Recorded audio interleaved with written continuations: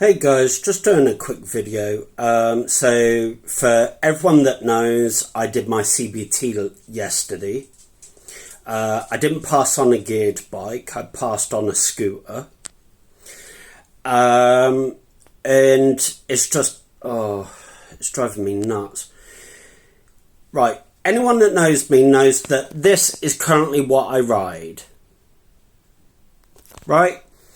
And I ride it, one, because I've learned to ride it, and two, 3, 4 and 5, you don't need MOTs, you don't need tax, insurance, repair bills, whatever else, right? Yeah, you get on a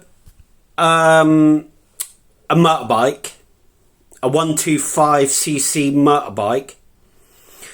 You know, these things cost like $3,000 or $5,000, depending on the one you pick, right?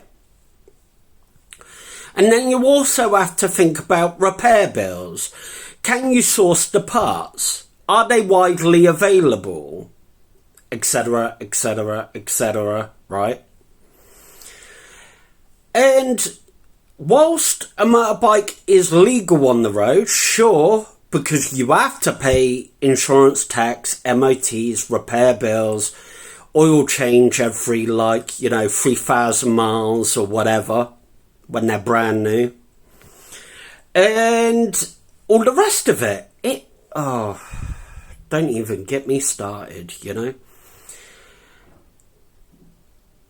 I just don't know what to do. I feel like, you know, Phil, you took the test yesterday, you passed, fine, but you're considering putting $5,000 into a motorbike when you just spent $3,000 on this. And the problem is the UK government aren't moving forward with PEVs. So, you know, yeah, okay, no one should be riding one of these, whatever, right? But when it's your only form of transport and your only way of getting from A to B, whatever, right? You know, but I don't know.